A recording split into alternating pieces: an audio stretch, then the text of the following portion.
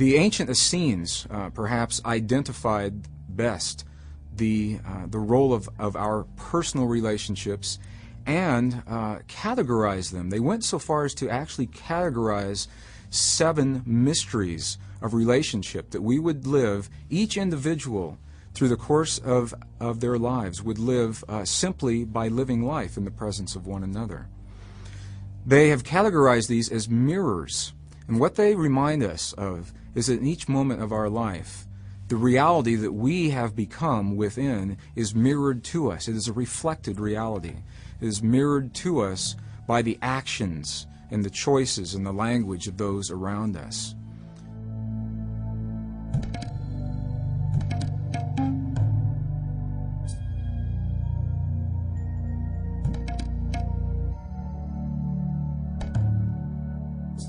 The first mirror of those relationships is a mirror of our presence in the moment.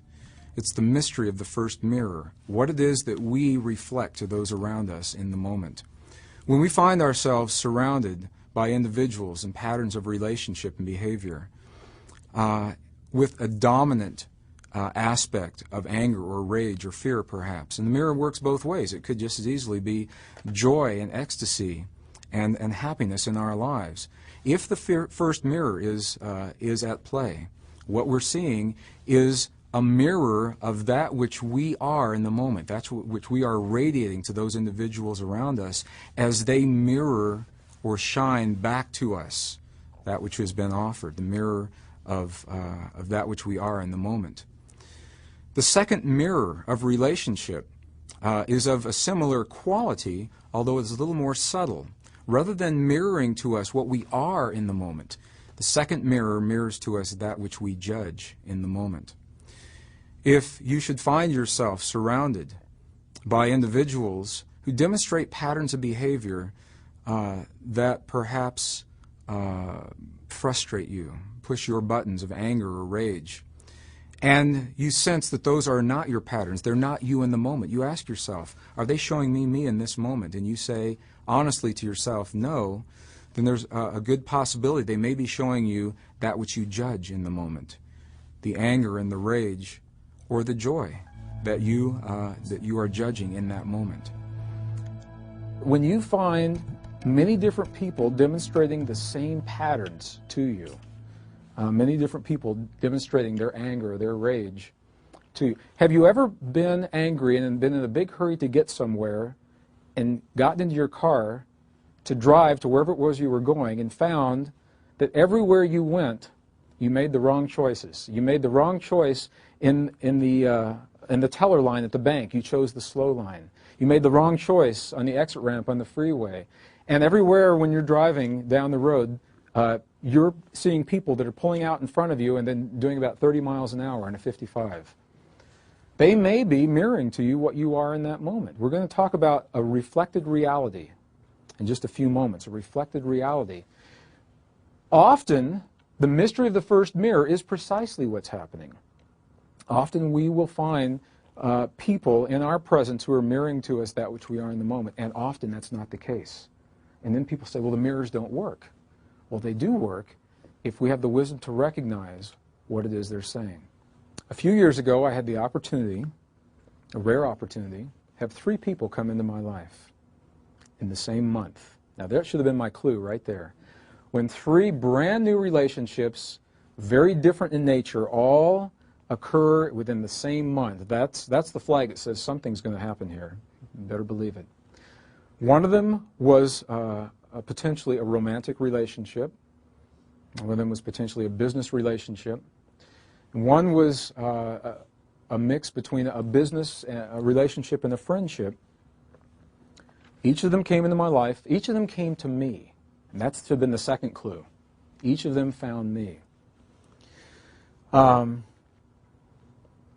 The romantic relationship, it was with someone who I had worked with.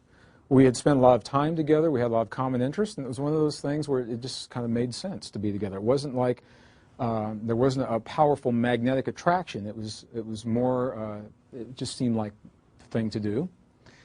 The business relationship was especially interesting for me. I was very busy doing seminars, more than full-time. It's like we are now. And there was a gentleman that came to me and offered to do the logistics and to set these seminars up, allowing me, freeing me up to do the things that I was choosing to do more of, and allowing him to do the things that he did best. Sounded like a good plan for me to do that.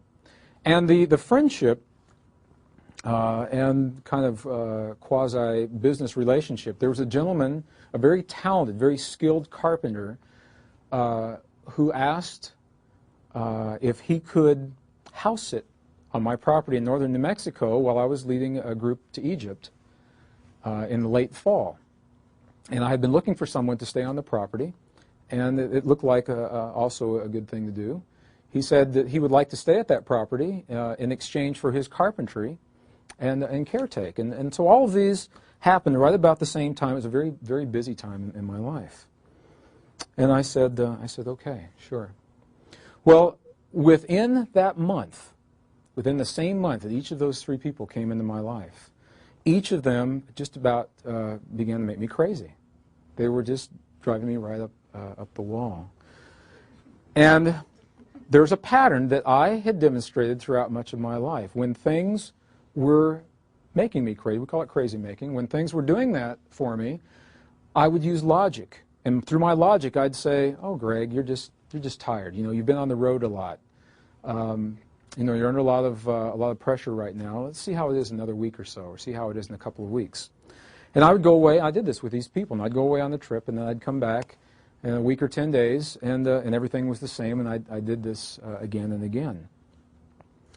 Well, there's a routine that I would do at that time in my life. When I would travel on a trip like this, I would come back through the Albuquerque airport. I'd stop at the ATM, pull out some cash, pull my animals out of the vet, get the car out of parking, fill up the car, and drive approximately 4 hours to our home in northern New Mexico. And on this one particular trip, I came home and I began that routine, and I didn't get very far with it. Because I went to the ATM at 5 o'clock on a Sunday afternoon in the Albuquerque airport, and the ATM machine told me there was nothing in that account. And I knew that it was a mistake. I knew that the account was full because I'd just been approved for a construction loan. It was a business construction loan on my property in northern New Mexico, and that there was plenty of money there, and I would check it Monday morning. So I drove home, and Monday morning, sure enough, I got up and I called the bank, and they said, well, there's no mistake, Mr. Brayden. Not only is there no money in this account, you are overdrawn by 71 checks, and there's a $30 service charge in each of those checks. When can you come in and talk to us? I said, well, I'll be right there. One of those checks was to me. And one of those checks was to my dear friend, Jeff Volk, and that's how we met. So now Jeff gets the story. Because Jeff had trusted me and sent me a video. I'm sorry, Jeff. I really So I did. I went to the bank and I said, well, what's happening? They said, well, there was a wire withdrawal from your account. It was not authorized. It was not authorized by me, and they believed that it was. And every penny in that account had been taken, and all the checks had already been written outstanding were now coming back against that account. And when something like that happens, there's really no way to rationalize anything else. You can't do anything else. So I didn't even have enough money to put gas in my car and to get my animals out of the vet. There was absolutely nothing that was there, and I had to go home and look at this. I said, wow, something big is happening here. Well, at the same time, I had just completed a tour, a series of workshops along the Pacific Northwest for about 30 days.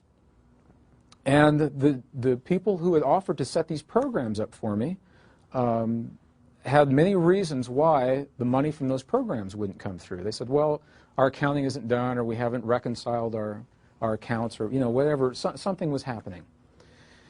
And at the same time, the gentleman who was living on my property in exchange for the carpentry, and this is really very delicate for me, and I have to be really careful. I guess the best way to identify this is that he had chosen a lifestyle that not only was what our property was not about, it was illegal in the eyes of the state of New Mexico at that time, And I was asking him to change his lifestyle. Was that delicate? That was good. So all these things were happening at the same time. And I said, if the mirrors hold true, obviously there are some mirrors that are happening to me. What are these mirrors saying to me? Well, I went for a walk. I couldn't do much else. I had to go for a walk that day. There's a beautiful road that goes about 4 miles from our home down to the Rio Grande Gorge, a beautiful wildlife sanctuary. I went for a walk down the road that day. There's a huge mountain. It's called Ute Peak. There are a lot of stories from the Ute Indians about what this mountain, it's a very sacred mountain. It marks the end of their hunting grounds. And I often walk along this road in front of this mountain. I've written whole books, done entire workshops on this road, and I have to go home and put them in the computer. And I asked myself this question. I said, if these mirrors hold true, then there's a mirror that's happening here. What are these people showing to me? And I knew that I had to find a common thread. So I began looking at what each of these relationships was demonstrating. And I went through all kinds of possibilities. And when it was all said and done, what I knew that in each relationship, I knew that there were issues of honesty, integrity, and trust were the three that were really the most outstanding for me.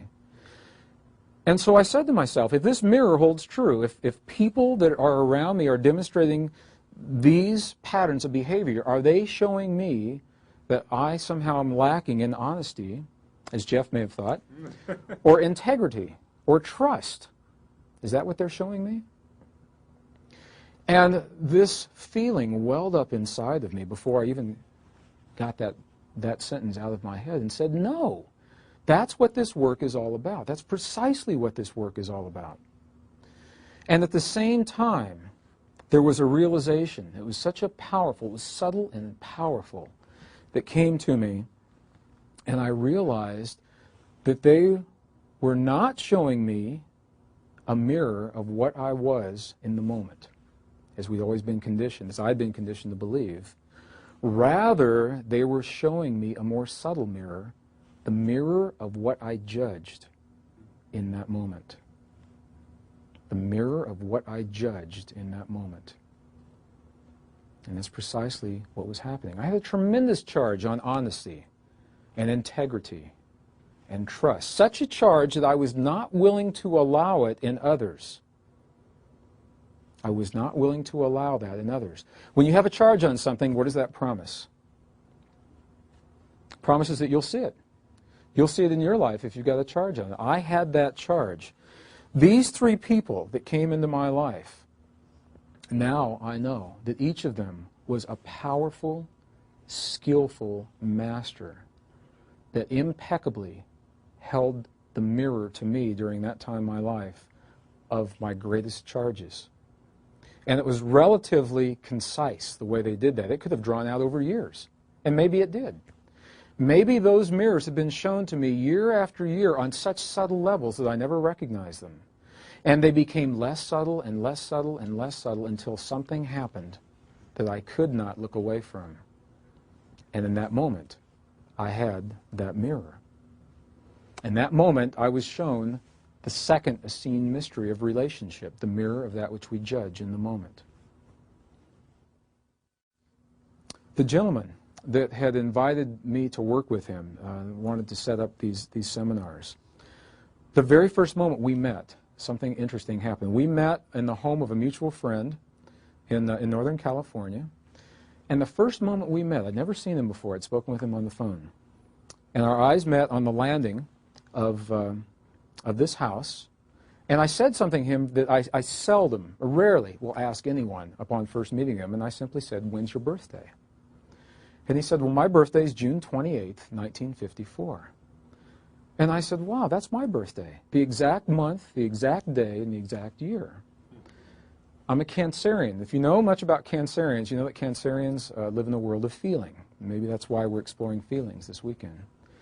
And I'm a double Cancerian, which means double feeling. And depending on how you run the charts, I've got 5 or 6 planets in the 12th house that are all in Cancer. So my world is a very feeling world. And my path has been to reconcile that feeling world with the academics and the hard sciences through the corporate and the academic world. And I looked at him and I said, well, you must have had the same experiences then. Another Cancerian male. What a great person to share this business with.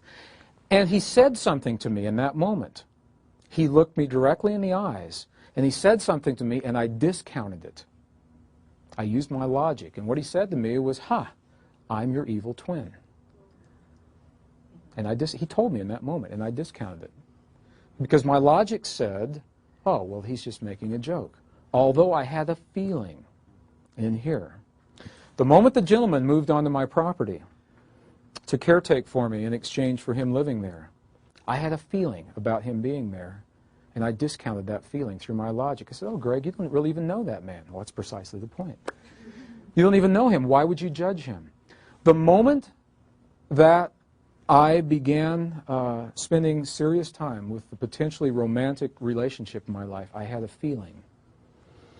And my logic said, oh, that's the feeling that you had from the last time you got hurt. So let's give this one a chance. And the reason I'm sharing this with you now is because in each of these there was a feeling that told me right up front. And there was more than one lesson that happened here. And I've shared this with other people, and it's been a powerful trigger for them. It's a lesson I didn't care for at the time.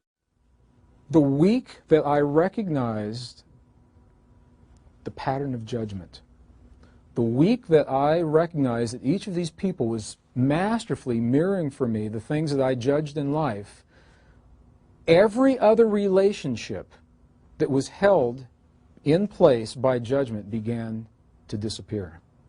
There's a cascading effect. And I share this with you now because I know that it works this way. If you are experiencing a pattern in one place in your life, it'll show up in other places in your life.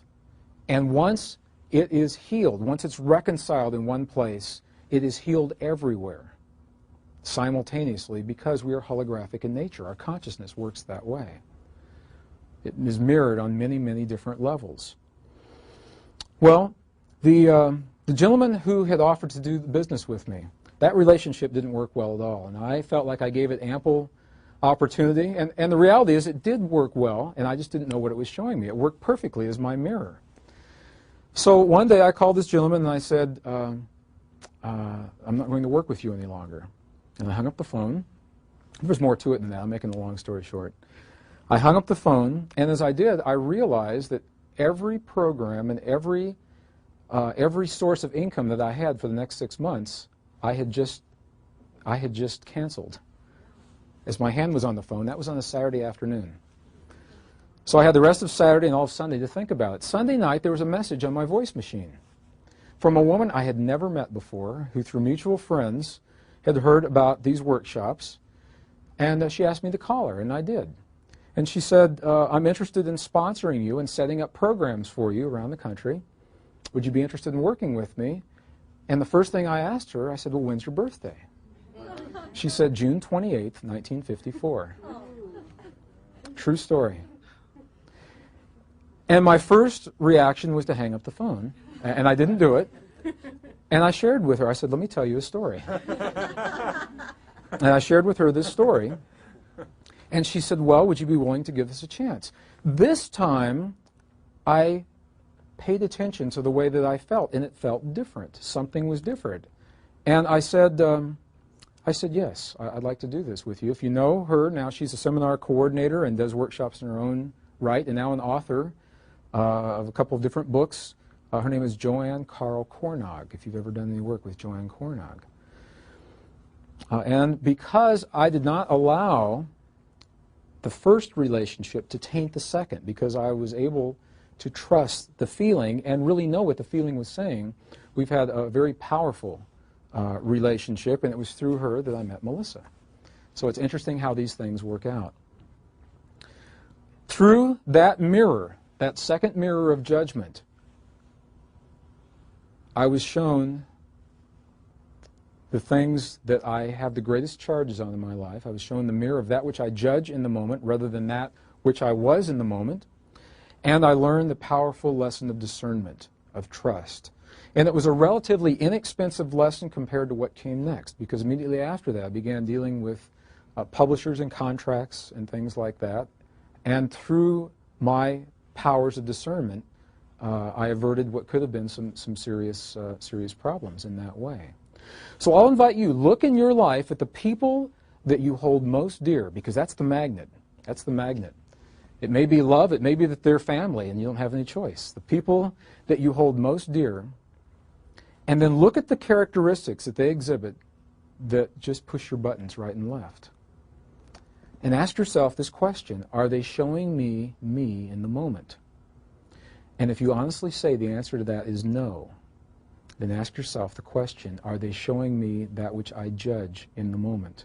And you may be surprised at what you find.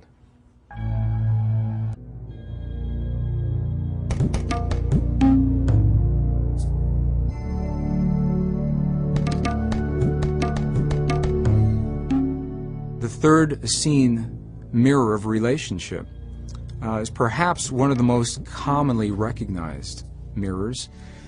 This is the mirror that we sense every time we find ourselves in the presence of another individual and we look into their eyes. And in that moment, this magic happens. This electrical charge tingles through our body. Perhaps the hair on the back of our neck and our arms stands up in the presence of this person whom we may not even know. What has just happened in that moment? Well, through the wisdom of this mirror, we're asked to allow for the possibility that through the course of our lives, in our innocence, to survive life's offering, that we give away huge portions of ourselves in the experience of life itself. That through the course of our lives, pieces of ourselves may be lost unknowingly, or perhaps given away knowingly, or taken from us by those who have power over us. When we find ourselves in the presence of another individual who embodies the very things that we have lost and that we are seeking to find that wholeness in ourselves, our bodies physiologically may respond to that. And we'll know that as a magnetic attraction to this individual. Should you find yourself in the presence of another, and for some unexplainable reason drawn to share time with this individual, ask yourself this question: what is it that I see in this person that I've lost, that I've given away, or that was taken from me? And you may be very surprised at what comes back to you, as the reality occurs that within nearly every individual who you will ever encounter, you will recognize this familiarity, and you will sense this piece of yourself, because we see it in one another throughout our lives. The third mystery of relationship. The fourth mystery, the fourth seen mystery of relationship, is a mystery of a little bit different quality. Through the course of our lives, often we will adapt patterns of behavior that become so important to us that we will rearrange the rest of our lives to accommodate this pattern of behavior. When we find ourselves in this situation, often these patterns are identified as compulsive or addictive patterns of behavior.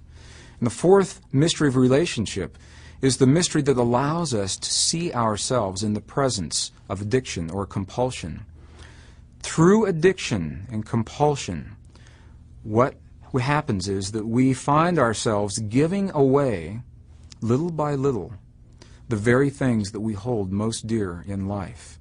And in the giving away, little by little, we have the opportunity to recognize and see ourselves as we lose the things that we hold most dear. So, for example, when we speak of addiction and compulsion, many people immediately bring to mind alcohol or chemicals or nicotine. And those certainly are patterns of behavior that may be addictive and compulsive. And there are others that are less obvious. Issues of control in a corporate or a family environment.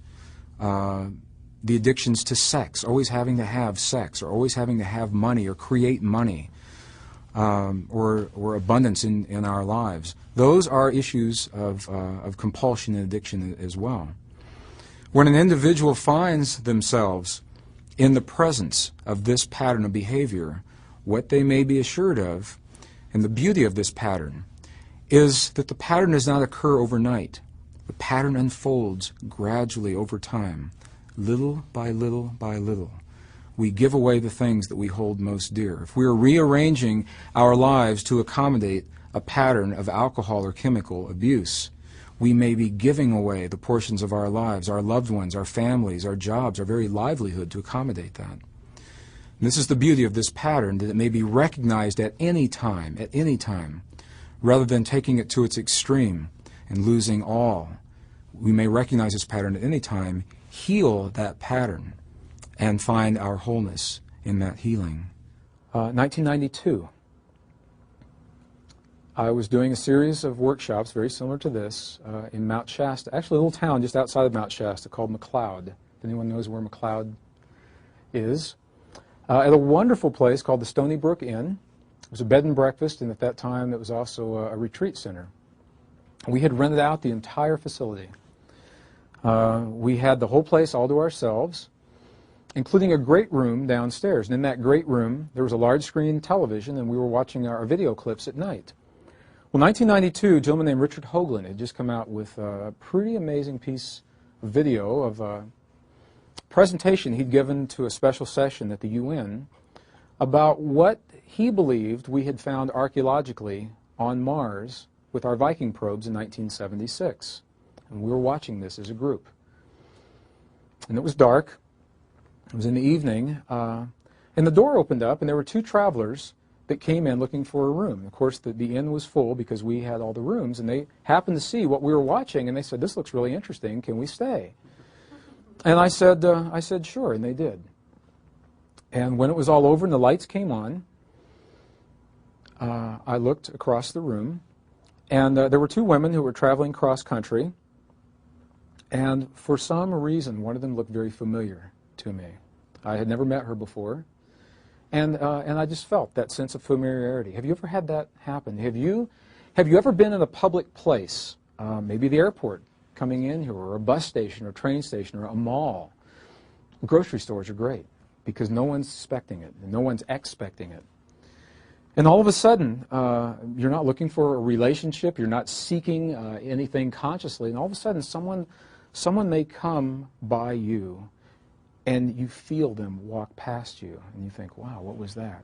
Or perhaps your eyes will meet, and just for a fraction of a second, while your eyes meet, this thing happens, this magical little thing, this electrical glimmer of recognition. And then more often than not, in our culture, that's not approved. We're not supposed to do things like that. So more often than not, what will happen is we'll find a distraction. You know, if you're walking down the street, we'll do something like this. You know, we'll do one of these things. Or look at a piece of gum on the sidewalk, or anything to break that moment. What just happened in that moment? When you look at someone and you feel that feeling, that sense of familiarity, what just happened? I worked with a group of engineers at one point in my life. And one of them was a gentleman that had this happen many times each day. Many times. And typically it happened with women. And what would happen was he would leave our office for a period of time. He might go out for lunch. Friday afternoon, we'd all get a paycheck. We'd go to the bank, cash our paycheck, get a bite to eat, run some errands, and we'd come back. And he'd sit at his desk. And I'd say, "What's wrong?" And he'd say, "I can't work." And I'd say, "Why not?" And he says, "Well, I fell in love over lunch." He'd fall in love multiple times per day. It wreaked havoc in his life. This is how these mirrors come up to us. That's why I'm going to share with you true life stories. It happens so often that we even had a name for it in our group. We called it getting slapped. And he'd go for lunch, and I'd say, "How was lunch?" He'd say, "Well, I got slapped 5 times. And I knew he fell in love 5 times. So we'd get back to work, and he'd sit there, and then he might do something like he'd call the bank where we cashed our checks and say, "Who was the teller, the third one from the left, over the lunch hour?" He'd get her number, and then he'd call her. And he'd say, "Would you like to meet for coffee after work?" And she'd say, "Sure," sometimes. And so they go meet for coffee. And while he was having coffee with this woman, he'd look at the waitress that brought them the coffee. And he'd feel that he was in love with the waitress. And it happened again and again. It was particularly a problem for this gentleman because he had a wife, 2 wonderful children, and he loved them very much. It wreaked havoc in his life. Now, this is an extreme. Hopefully it's an extreme. Hopefully it's not like this in your lives. And I use it as an example because it's such a vivid example. What is happening in that moment when we feel that feeling? What's going on? Well, this is what happened to me in Mount Shasta. And it's happened to me every once in a while in my life. This has happened to me very few times. And the lights came on. I looked across the room. There were two women there. One of them, I looked at her in the eyes, and I had that feeling. That magical thing happened. And everyone said their good nights and went to bed. And she and I were talking, and I said, would you like to go for a walk outside? And she said, sure. I don't know if you've ever been to the town of McLeod or not. A walk around McLeod takes about a minute and a half, maybe. And we did. We did the circuit down past, there's an old lumber mill, and there's a museum, and a post office, and an ice cream shop, and then we were back. And I said, I enjoyed that. And she said, I did too. And I said, would you like to do it again? And she said, sure. So we did this several more times that evening. And it got late, and eventually we said goodnight. I never got her name. We said goodnight, and that was that, I believed. Well, it was on this same journey that a very powerful friend came into my life. I'll begin this story now, and it will have its completion before we have completed our science of compassion.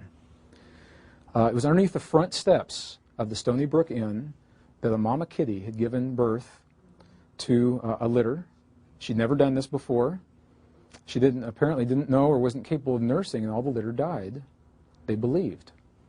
And it was while we were there at this workshop, the mama came out carrying this little bag of fur and bones, and he was still alive somehow, and he hadn't eaten since he had been born. And they said, well, this is magic, that this animal has such a will to live, we'll name him Merlin.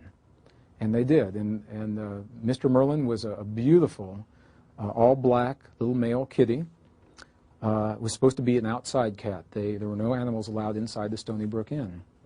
Well, the night that I got there, he found my room. Somehow he got in, found my room. He meowed. I opened the door and let him in. He never left. And he was with me the entire week that I was there.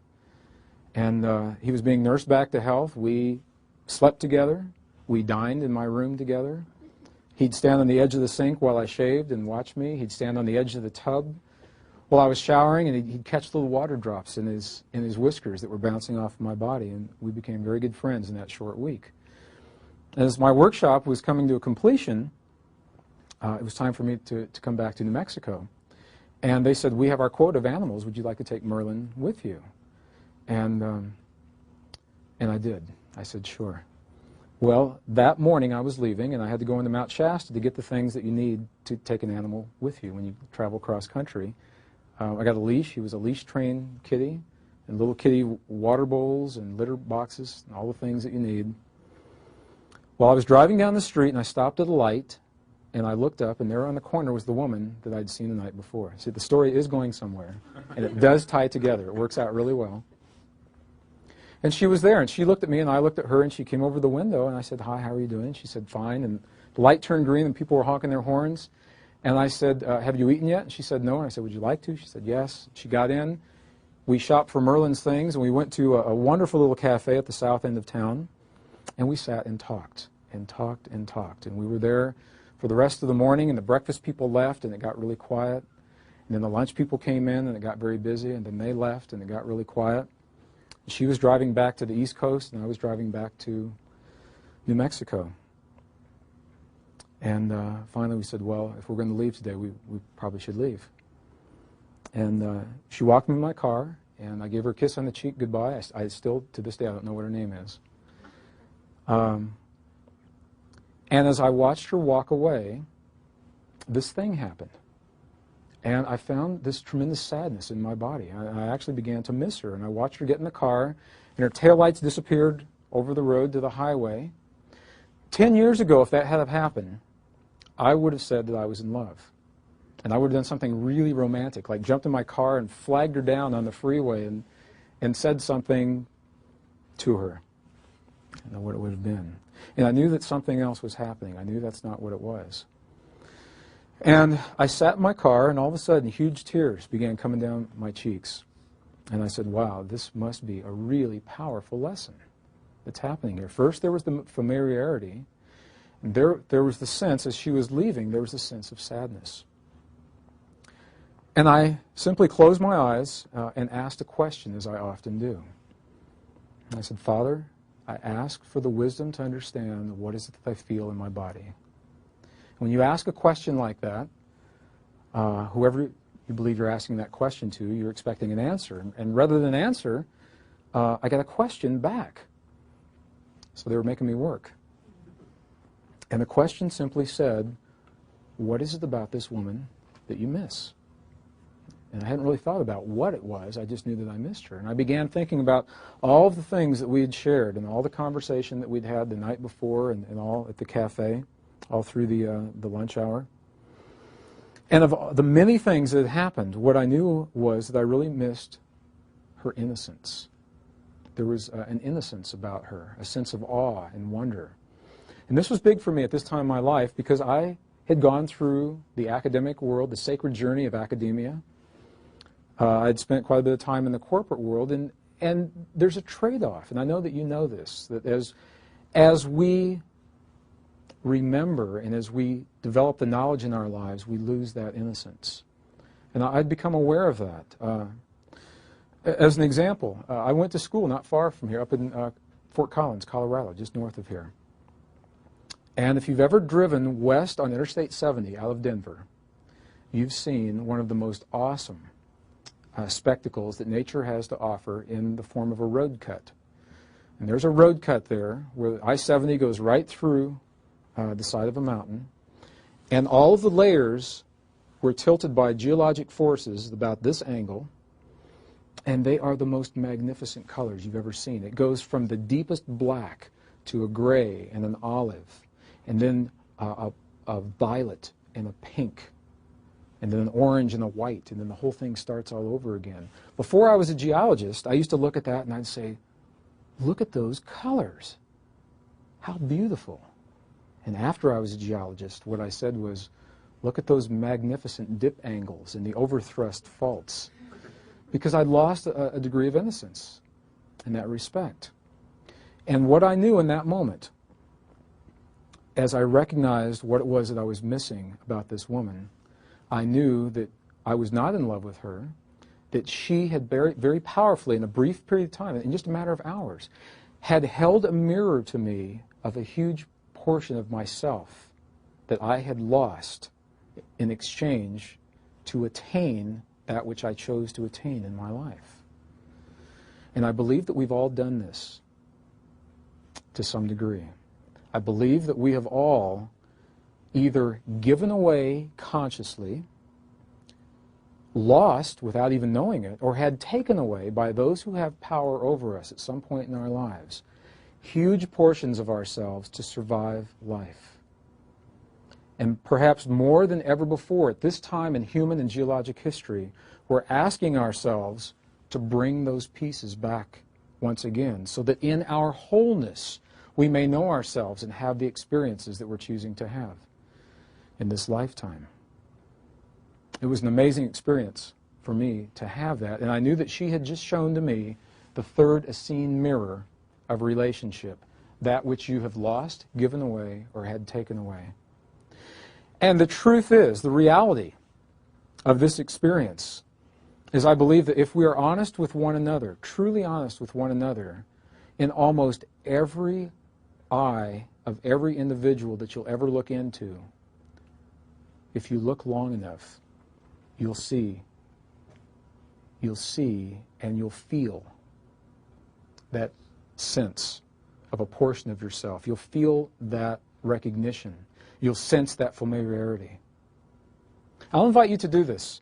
Do this in a public place. When this happens to you, if it is in a bus or a train station or airport or a mall or grocery stores, because people in grocery stores are usually not expecting these kinds of experiences. When someone comes into your awareness and you feel that feeling, initiate a conversation about anything. Maybe it's in the produce department. That happens there frequently. Talk about produce. Nice melons, nice grapes, nice bananas, whatever it is. Anything to initiate conversation. And while they're speaking, ask yourself in your mind, ask yourself this question. What is it that I see in this person that I lost, that I've given away, or that I had taken away within myself? And you'll be amazed at what comes back to you. You will be amazed. This little portion of the Essene mirrors. When we do these workshops, you never know who's going to show up and how it's going to work out. And typically we have people sign up and cancel and rearrange and postpone. Well, I did a workshop a few years ago. It was in the Southwest. And when all was said and done, it was a workshop of 40 males, all men. And some of them were cowboys. I mean, these guys didn't take off their hats or their boots for anything. They said, I'll hug a man in this room. I'll never hug a man outside that door. And this little piece of information was so powerful for them because they were all married, they all loved their wives, and they were all drawn to other women all the time through their jobs, their workplace, and they didn't know why. They didn't know why. This is a powerful mirror. This applies in the corporate world, and I use this as a manager in the telecommunications industry. I managed 2 separate and related departments. We had employees in those departments who believed they were in love with one another, which is fine. And it led to a lot of lost time. Long lunches. They had more flat tires, more sick kids, and more dead grandparents than I had ever seen. And I suspected this is what was happening. And I invited them. This is the value. This is why this is relative, because we can implement these principles in our lives. I invited them into a conference room. Each of them were married. They were both married, too, and they had their respective families, and they loved them very much. I invited them into a conference room with the 3 of us, and I invited them to sit and to look at one another across the table and to share with one another what it was that they were attracted to. Why were they drawn to one another? And there was almost an audible sigh of relief as they realized that they really weren't in love, that they didn't have to risk losing the families that they held dear, that they were witnessing in one another huge portions of themselves that they had lost within themselves. What a powerful mirror. 1988. I was working on the Star Wars defense program in Waterton Canyon, south of Denver. And we had some high-ranking Pentagon officials that came to review our program, and each department had one invitation of an individual that would get to go, and to this day I don't know how it landed on my desk, and it did. And I went to this review, and afterwards I had the opportunity to spend time with some of these officials.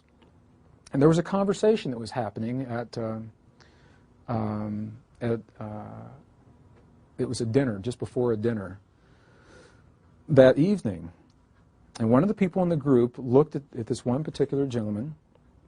He had risen through the ranks of corporate America and was now seated on the Joint Chiefs of Staff. And they said to him, how did you do this with your life? What is it that had to happen in your life to allow you a position of this magnitude of power and control? And he was very conscious when he said this. He looked at everyone in the circle as we were there. And he said, to get where I am today, each time I climbed a rung on the corporate ladder, I gave a piece of myself away. And then I'd climb another rung, and I'd give another piece away. And he said, pretty soon I'd given away everything that I've ever held dear to me, everything I've ever loved. I've given away my friends. He said, I essentially have no friends. I've given away my family. My wife and I are divorced. My children and I don't even speak any longer. And he said it was worth it to me because in my life, my goal was to have this power and this control. It was worth it. So he was conscious of it, and I was amazed that he was that candid, that he shared that. And I know that we do this, that we compromise pieces of ourselves to survive whatever it is that life offers to us. So when you find yourself powerfully, magnetically drawn to another person, maybe it doesn't make sense why that would be. Maybe it's a person of the same sex, and you try to put a label on that. And I've worked with a lot of clients in the last few years who have had those experiences. Or maybe you say, I'm a woman, and I just like to be around men. What does that mean? Or I'm a man, I just like to be around women. Think about this experience. Think how odd this experience is that we're having right now. We are essentially genderless souls. We're not male or female until we come into bodies. And then we come to this world of polarity, and we must choose one or the other. And when you choose one or the other, you compromise that which you did not choose.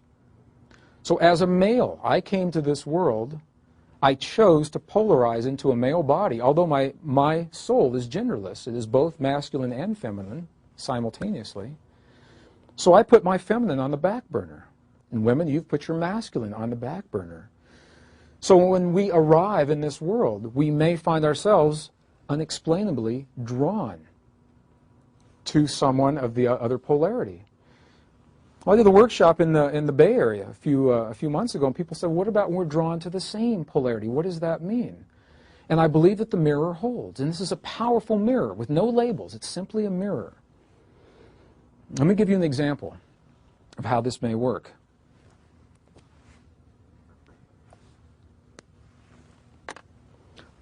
This is a case history that I worked with. What happens if you're a male? You come into this world, you're a genderless spirit, you choose to become a male, you compromise your feminine. So you've given 50% of that experience away already, and you come here as a male. Early in life as a male, what if you live conditions where your masculinity is taken from you? Through abuse, in this particular example, in this case history, through abuse. You gave your feminine away to be here, and once you got here, your masculine was taken from you. What have you got left? Nothing. What will you seek? You will seek to reinforce that which you most identify with at that point in your life.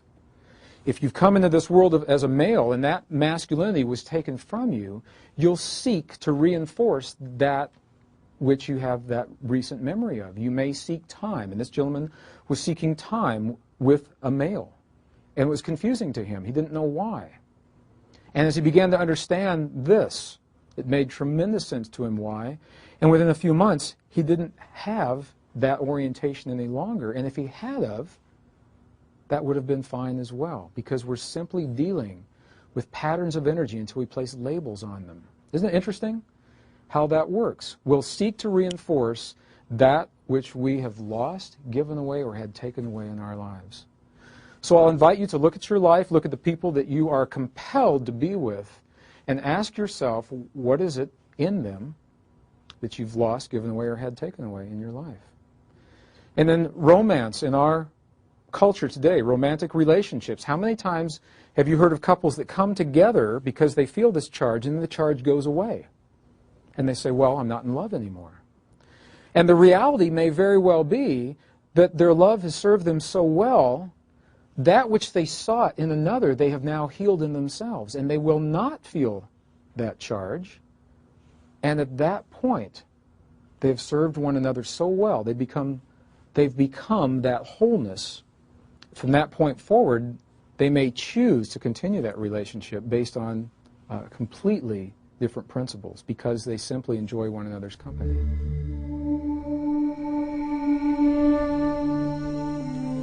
The fifth pattern of relationship, the fifth Essene mirror of relationship, for me perhaps is the single most powerful pattern. It, I believe, allows us to see more and to a greater level why we've lived the kinds of lives that we've lived perhaps than any other. It is the mirror that our parents show to us through the course of our lives and the time that we spend with them. Through this mirror, we're asked to allow for the possibility, to entertain the possibility that perhaps, just perhaps, the actions of our parents toward us are mirroring our beliefs and our expectations of what may be the most sacred relationship we'll ever know in our lifetimes, and that is a relationship between us and our heavenly mother and father, or the male, masculine, female, feminine aspect of our Creator, however that's viewed. It is through this relationship, as we witness our parents, that our parents are showing us ourselves in that expectation and in those beliefs of that divine relationship. So, for example, if we find ourselves in a relationship with parents where we feel we're judged constantly, or that we feel that our best is never good enough, there is a high probability that in that relationship, the truth of what's being mirrored is our belief within ourselves that we may not be good enough, or that we may not have accomplished that which has been expected of us through our perceptions of ourselves and our Creator. This is it's a very subtle mirror, and it's a mirror that perhaps will tell us more about why we've lived our lives as we have than any other. I invited you to share with yourself, and then I ask you to share some with us, characteristics of your primary childhood caretakers. I define childhood up to and including the age of puberty, both positive and negative, and I ask you to do these on the first line of B and on the first line of A. And there's another line below that should have been left blank. If it's not, you can write on something else. What I'll ask you to do now is to identify on this piece of paper in single words or short phrases. Single words work best, short phrases. To identify both positive and negative characteristics of your primary caretakers the way that you see them now. With all the work and all the healing and all of the things that have happened in your life, the way that you see them now. If your caretakers are no longer with you, the way that you last saw them, or the way that you see them now when you think about them, if you've had the opportunity to go through and redefine what these relationships have meant to you. Both positive and negative, and we'll use both of these. And I'll give you a few moments to do this. Take your time. Write a few words down.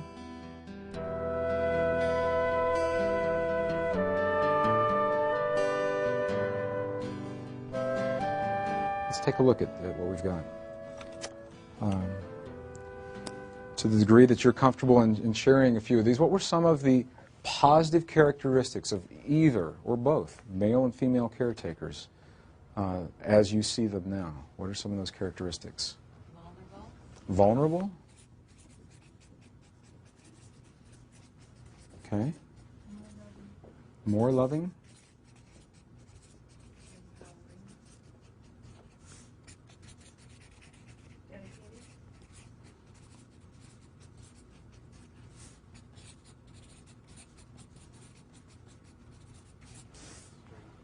Strength?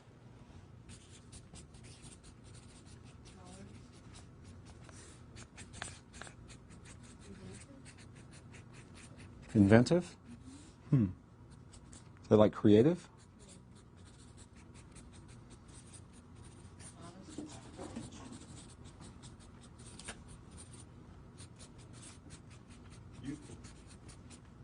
Oh, I like that one. Actually, today's my mom's birthday, and I just said that to her this morning. I called her before I came in, and I said, "Do you feel any different?" And she says, "No." And I said, "Well, there's no reason why you should." She is about to embark on a new journey in her life, a trip to New Mexico and maybe a new man. Youthful. Sure, as many as... Okay. All right, good.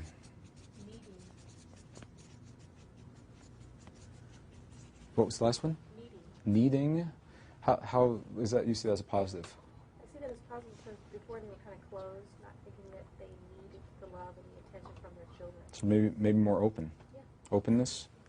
I'll put it right down here. Okay. What are some of the negatives, if there are any? What are some of the negatives? Judgmental. Judgmental.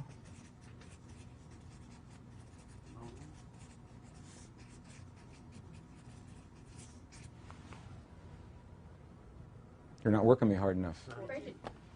What was it? Pardon me? Rigid. Rigid. Ah. So that didn't change from yesterday, did it? That was the way you saw them as a child, and that's the way you see them as an adult. Funny how sometimes it was just like an adjective, like more or less, Mm-hmm. in front of conditions that were Yeah. still, or still. It is. It's real interesting. There are many things that we can do with this. We're going to focus in on one specific aspect. There's tremendous amount of information in here. Prejudice.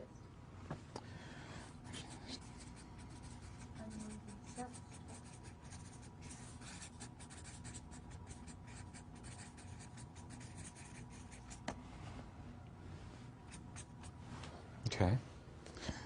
Misunderstood. Misunderstood?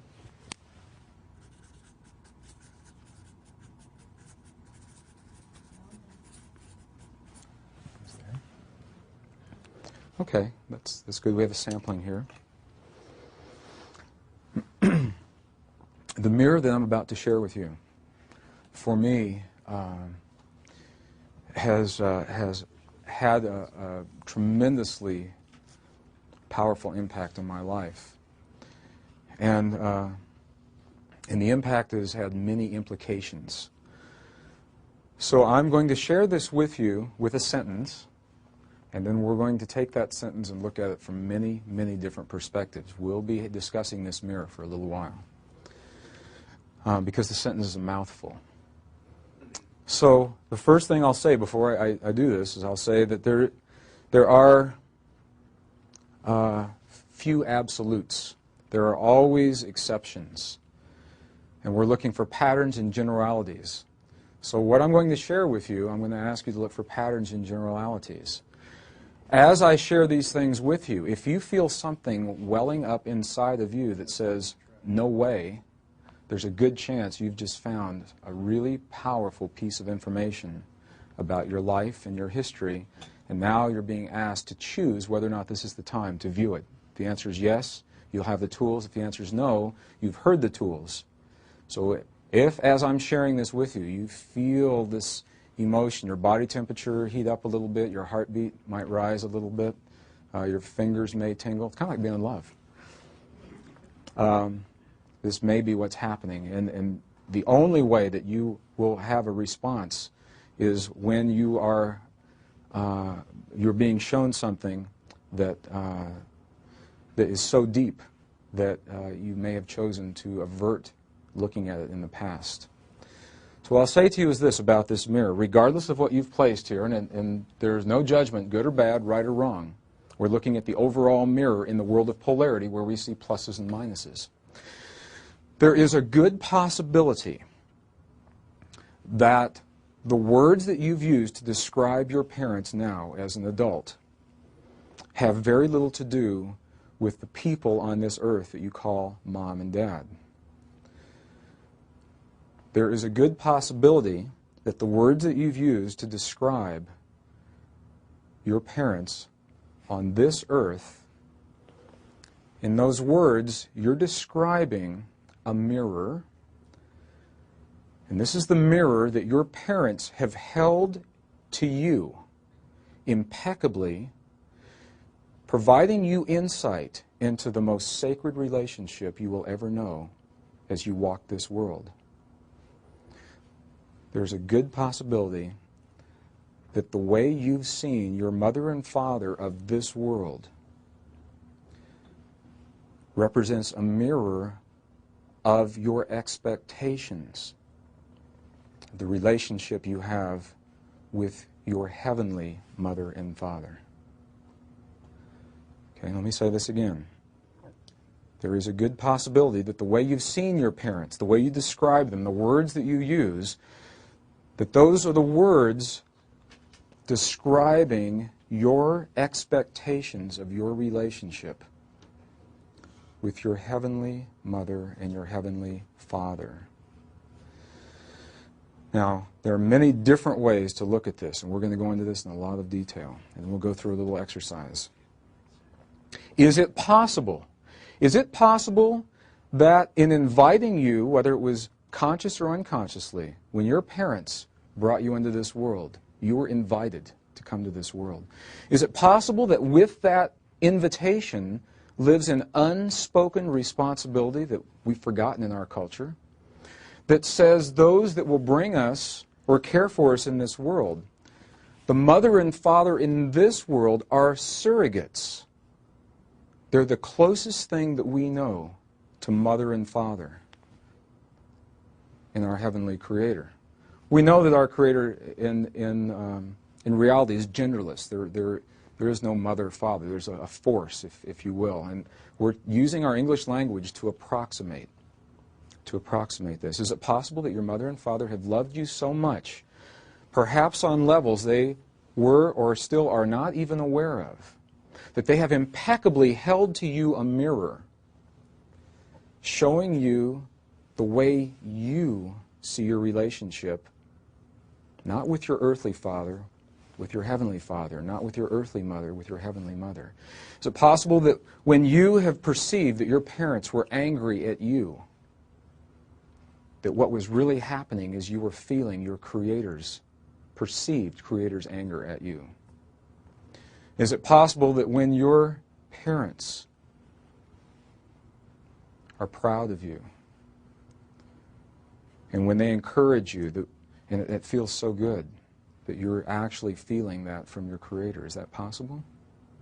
If the mirrors work and if they hold, I believe this is precisely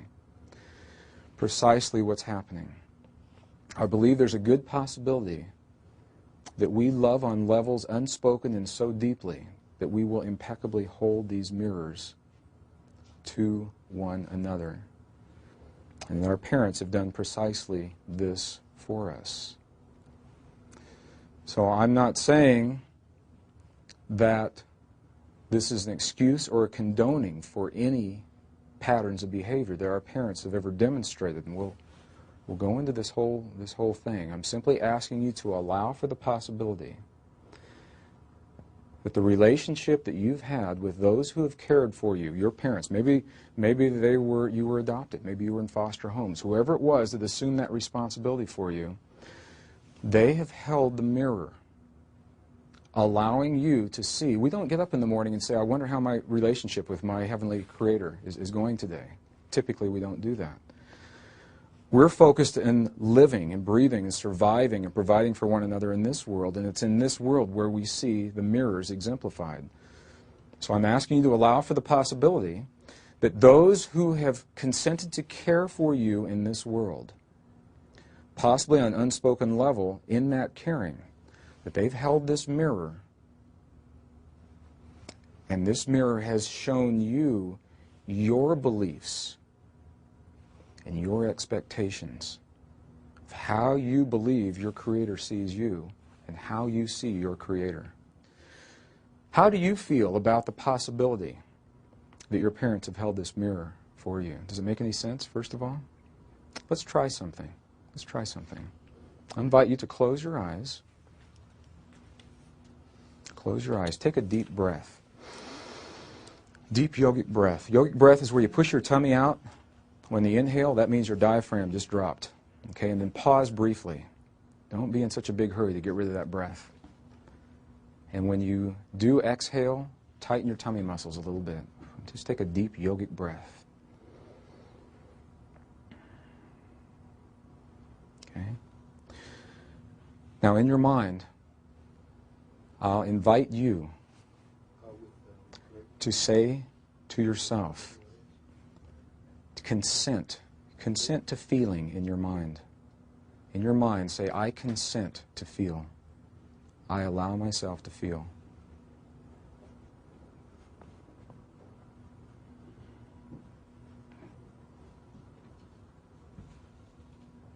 In your mind, I invite you to say to yourself, to consent to remembering. Say, I remember. I consent to my remembering.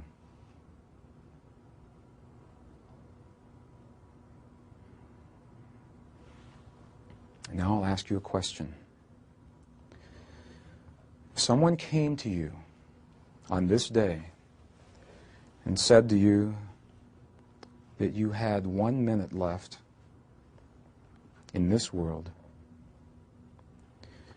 and after that minute, that you would no longer be present in this world or communicate with those that you love and hold most dear. And in that 1 minute, you could say anything that you would choose to say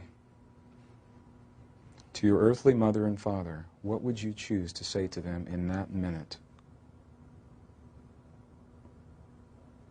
What would you choose?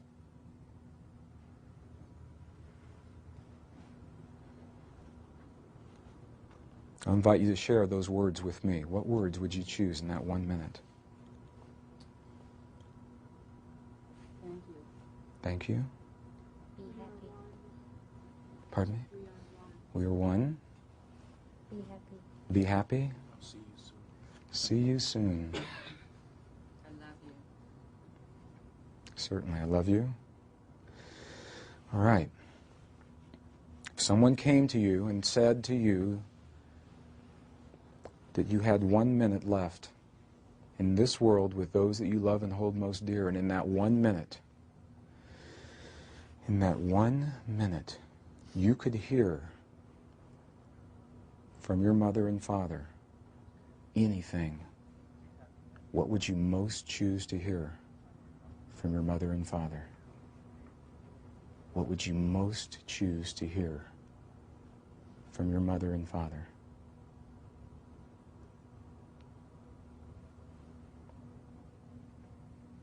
I invite you to share those with me. What would you most choose to hear? I love you just the way you are. I'm sorry. Sorry?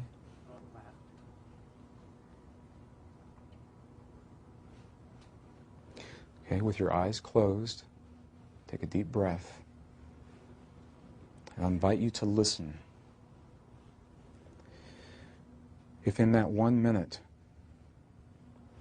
you were able to hear anything,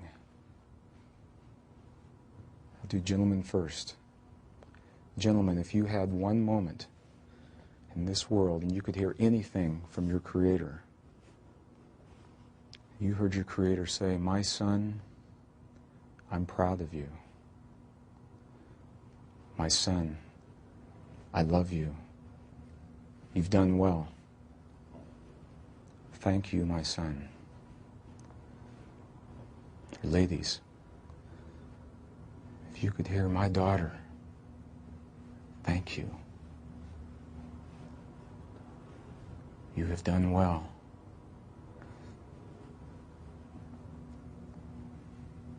"My daughter, come home." How do you feel when you hear those words? Can you feel that feeling in your body? Why? They're just words. Is it possible that we have spent much of our lives believing that we were seeking the love and the respect and approval from our earthly parents because they're the closest thing that we know to our mother and father in heaven? And the reality is that we have always felt at a deep, deep level it's our mother and father, Creator, that we're seeking to hear the approvals from. Is that possible? If that's so, then that has just told you a tremendous amount of information about why you've lived your life the way you've lived it and how you've lived your life. And how you've lived your life. I did a workshop in Mount Shasta a few months ago, and we did this program, and we came to this part of the process. And there were about 230 people in the room, and there was a gentleman who raised his hand, and he said, "This is ridiculous. This does not work for me at all." So right there I knew something was going to happen. And I invited him, and I said, "Are you comfortable sharing this with 229 other people in the room?" And he said, "Sure." He said, "This mirror doesn't work for me at all. Just no way." And I said, "Tell me about your father." And he says, "I don't know anything about my father. I never knew my father. He left before I was born. I don't know who my father is." And I said, "Tell me how you view your heavenly Father." And he says, "There is no God. I don't believe in God." And I said, "The mirror stands. The mirror stands. By having no father in your life, the man that deserted you mirrored, even at that young age, your belief and your expectation that there is no Father in heaven, and now your life path has been spent seeking to prove or disprove that. You've now had to come to terms within yourself as to whether or not there is a Father in heaven. And by your father leaving you early in life, he pushed you to the edge of who you believed you were and asked you to redefine that. And he said, "Oh my God." It's the first time he had seen it that way. My mother and I have had this discussion a lot. Her father lived to be between 94 and 96. We're not certain because he lied about his age during the Depression and then he forgot later in life. So we're not sure precisely how old he was. He just passed away in January. My mother was divorced in 66, and she spent pretty much each day of her life making a couple of trips to see her father when he was living at home, in his home. At the age of 80, he developed a condition as a male that typically affects women in their 30s. It's called myasthenia gravis. It's a condition where his body produced a chemical that would intercept the signals between his brain and his muscle. So he'd think the thought, and his muscle would never get the thought. And he required round-the-clock care and many different kinds of medications for that. And the doctors said to us at that time, we doubt that, for my mother, he said, we doubt your father will live much longer. Well, he lived until he was 94, if that condition, and they never understood why. They never really understood what kept him going all that time. Well, my grandfather just passed away in January, and Mom and I had this conversation. She said, why was my daddy here so long? It hurt him to be here. He wasn't happy in life. And I said, are you willing to look at this mirror? And I'll use this as an example. She was an only child, and all through her life, my mom has said things to me like, how can God let this happen? Or why would God allow this kind of thing? And she's questioned and pondered the existence of a creator. If the mirror holds, I believe what was being shown in that relationship was that her father, on an unspoken, perhaps an unconscious level, said to her, my daughter, I will always be there for you. I will always be there for you. And he stayed until his body would not support that any longer, proving to my mother that her father, earthly father or father in heaven, was always there for her. And she now knows that. She got that. And that's where the healing begins. We have the opportunity. We have the opportunity. Through our earthly relationships, you may heal that relationship with your earthly surrogates, and in doing so, you have healed that relationship with their heavenly counterparts, and it works the other way around.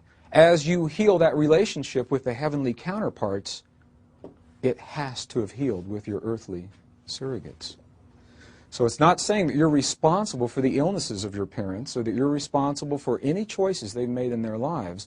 They simply agreed on some level to hold a mirror to you, reflecting your expectations, and they chose how to carry that mirror out. As they are released from the burden of that mirror, now the question becomes, do they remember their truest nature? Is there a part of their consciousness? Does their body go, at last, this kid finally got it, and now I can live my life? Is there a part of them that does that? Or do they become so entrenched in their belief systems that they believe they are those illnesses? And that's where we all work together to heal and to remember those possibilities. Does that make any sense? This is a subtle mirror. Remember I said yesterday and earlier in the session, they become more subtle as we go through, and that we must come to terms with the least subtle ones before we'll ever see the ones of greater subtlety. Because it is a mirror, the beauty is it works both ways, and this is important. We're not always looking at negatives. When we see our parents as loving and wise and showing their vulnerability and strong and honest and tolerant, that's our parents mirroring back to us our beliefs of our relationship with our Creator. We're seeing our Creator, ourselves in the presence of that creative force in this way. So I'm offering this as a possibility. It's subtle, it's powerful, it has rippling implications throughout your life, and I'll invite you, if it makes sense now, you have it. If it does not, file it away. And should there come a time in your life when your current belief system falls away, then you can go to the little file folder of this one, and you have a powerful tool. Okay? It's the mirror of Mother, Father, Creator.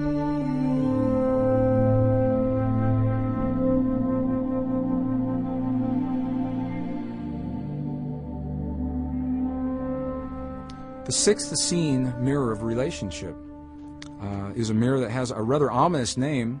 The ancients call it the dark night of the soul. And clearly, the mirror does not have to be as ominous as its namesake. Through the dark night of the soul, we are reminded that life has a propensity toward balance. Nature has a propensity toward balance. And that it takes an extremely skillful, masterful being to upset the balance in nature and to upset the balance in our lives.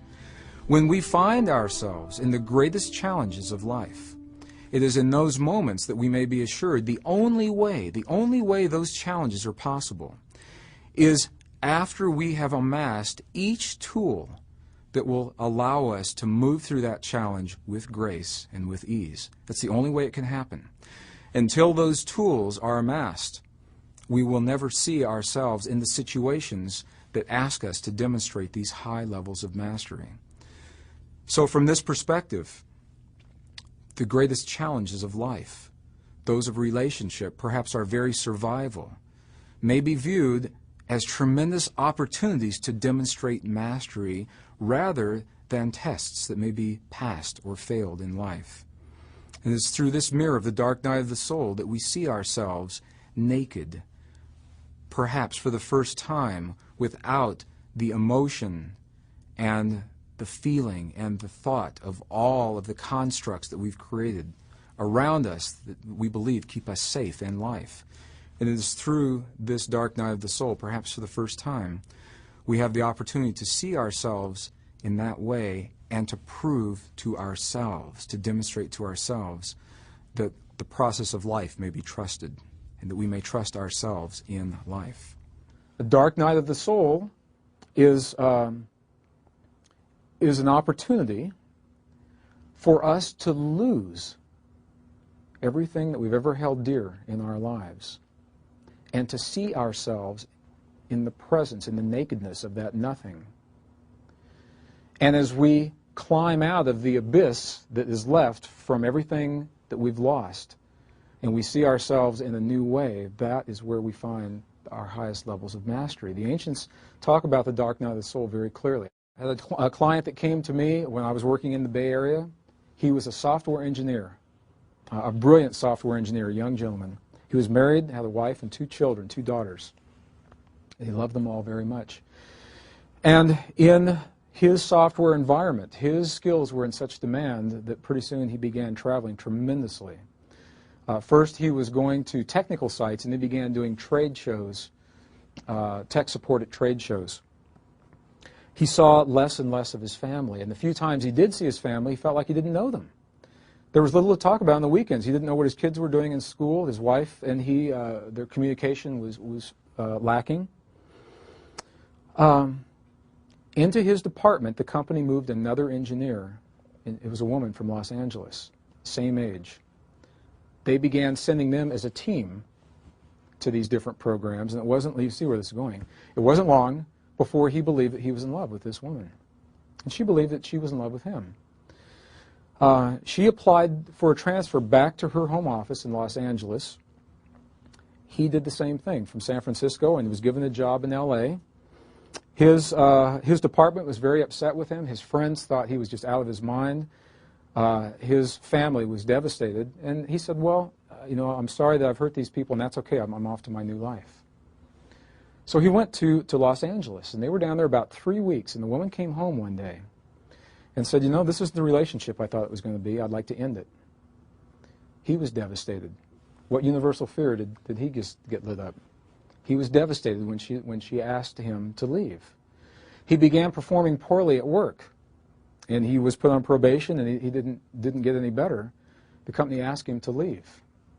And he found himself in a strange city, no friends, no support system, no income, no job, and he was blacklisted from other departments in a similar industry, and he had nowhere to return to because all the things he had held most dear he had given away.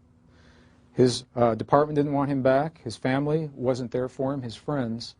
And he came to me in the Bay Area and said, what in the world has happened in my life? How do I get my family back? And I said to him, in all sincerity, congratulations, because the only way something like this can happen in your life is when you've attained the highest levels of mastery, and in that mastery, when the last piece of the mastery is put in place, that's the opening in creation that says, now this gentleman is ready to demonstrate this level of mastery over whatever it is that he's created in his life. When life looks the worst, when we're faced with the greatest challenges of health or relationship or survival, what I know is the only way, it is only possible, we are only possible of creating those situations for ourselves after we have amassed all the tools required to gracefully see us through that experience. And your mom knew this, and she always told you. She said, God never gives you more than you can handle. Did your mom ever tell you that? God never puts more on your plate than you can handle. And I've seen this happen time and time and time again. Issues of health, life-threatening illnesses, emotional implosions, for lack of a better word. And what I know is this, that there is a propensity for balance in our lives. We have a tendency toward balance. And we have to work very, very hard to upset balance. And as masters, we all know ways to do that. As masters, we have developed ways to create tremendous imbalances in our lives, and in the imbalance, that's the impetus for us to demonstrate the level of mastery that we have attained. We're offered an opportunity for which we have no point of reference, no one to ask, no one to go to. We've never had the experience before. And in that no point of reference, all we have is ourselves. And that's where we're asked to reach down into the deepest levels of our being.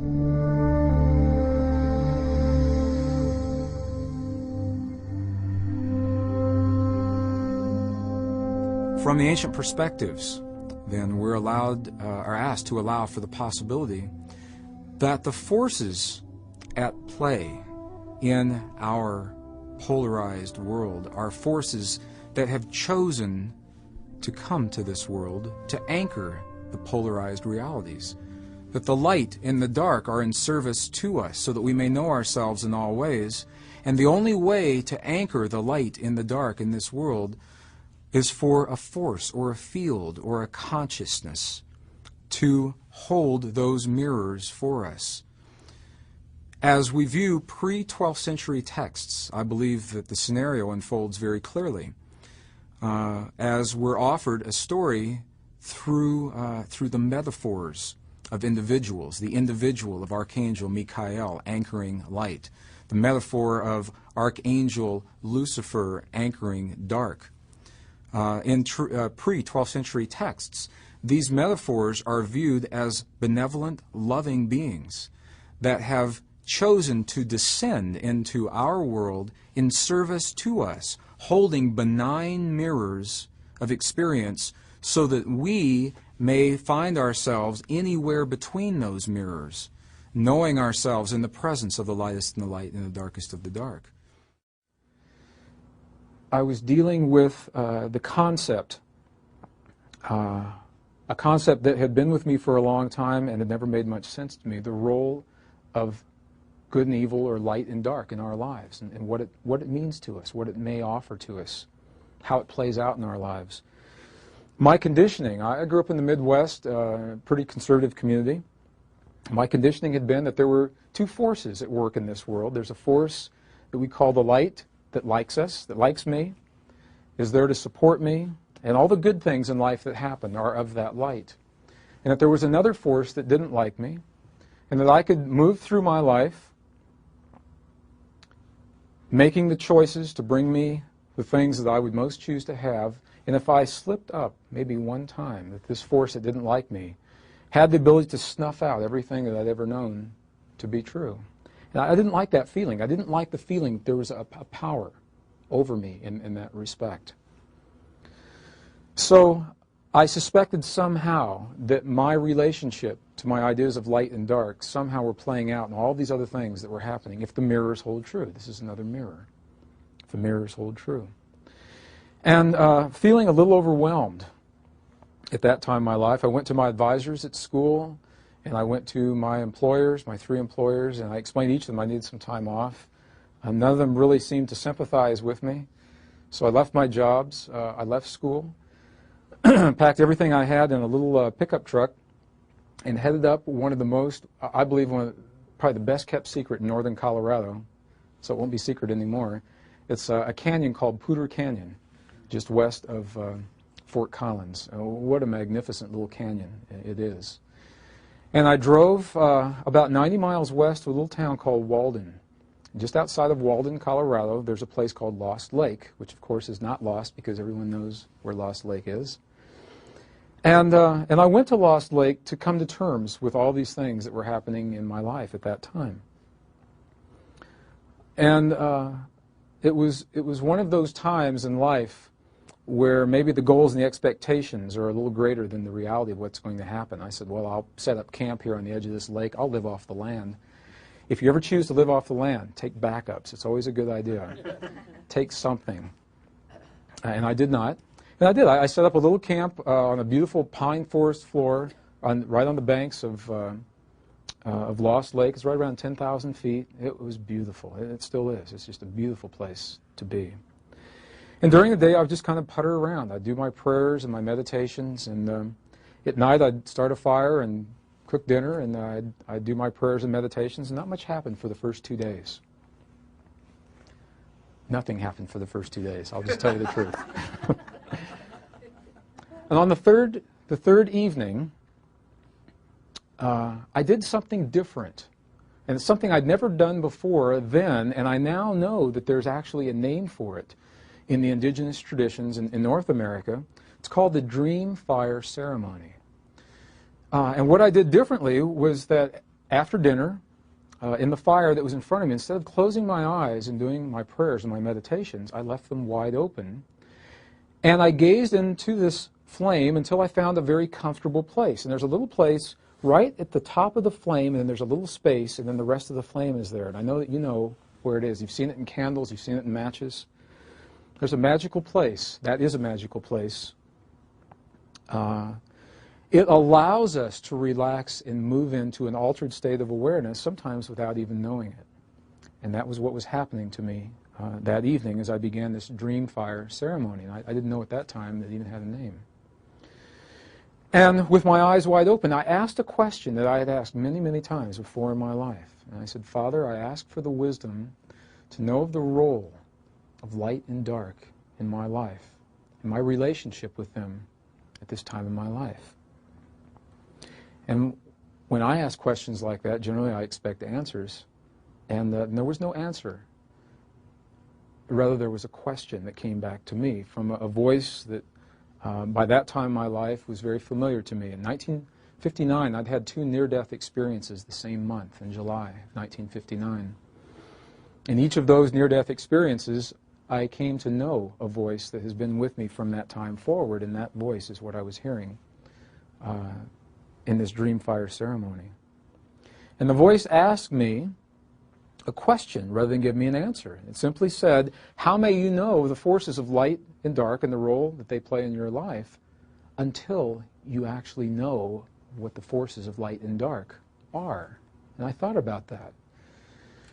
And it made sense because all I really knew is my conditioning, what other people had told me, what I'd seen in books, and what limited experience I'd had up until that time in my life. My experience didn't match my conditioning, and that was where the confusion came from. So with my eyes wide open, I asked. I asked to know what the power of darkness in our world is really all about, from a first-hand perspective. And almost immediately, in my mind's eye, images began to race through of all of the hideous characters that I had seen in textbooks and in my family Bible, loosed, saggy-fleshed individuals, very discolored bodies, usually bloodshot eyes. And I began to see these things in my mind. And when you're in a campfire around 10,000 feet late at night by yourself, you can conjure up some pretty amazing images. And I did that. But what happened next was completely unexpected. Because as I was envisioning those things in my mind, an image began to coalesce in that magical place in the flames in front of me. And it frightened me. And I thought about getting up and leaving, and I did not. I looked down and blinked my eyes, and when I looked back up, it was still there. Now, I'm not suggesting that this is a reality. What I'm saying is that this is my experience that led me to an understanding. I'm going to share this with you. I watched this image as it coalesced, and it became denser and denser and denser until I could see that it was the head and part of the chest of a being that I had seen in my mind's eye, hovering in the flames in front of me, and it was looking away from me, fortunately, which gave me an opportunity to study what this phenomenon was that was happening, this thing that was in front of me. And I did, and rather than feeling fear, my fear moved into fascination. And I simply began to look, and I was fascinated at the folds and the creases in the saggy flesh and the scaliness at the same time that was shimmering in this fire.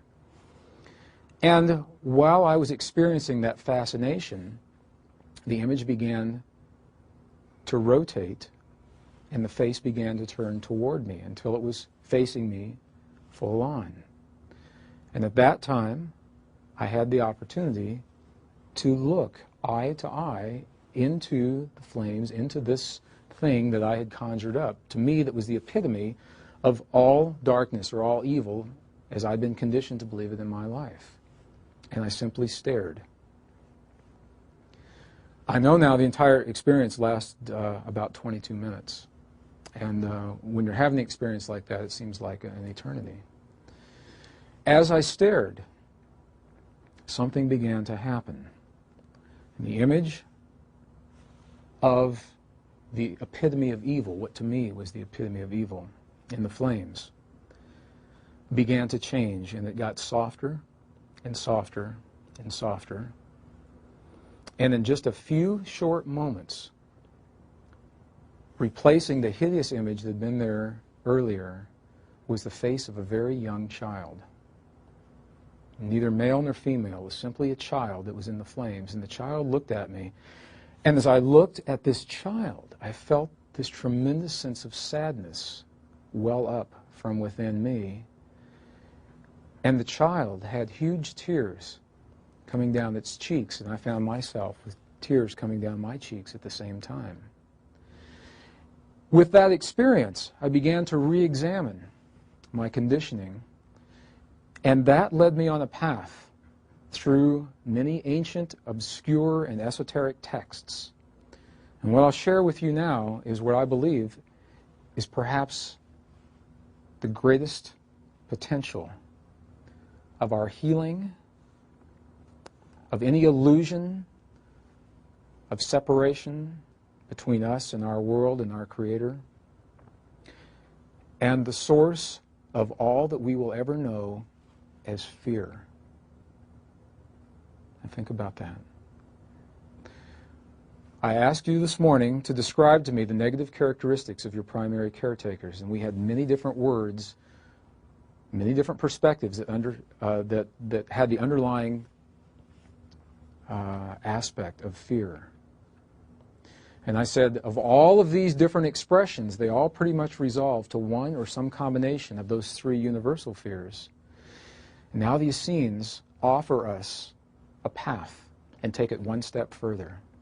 They say, as you heal, not if, as you heal this memory, then you have healed those universal fears.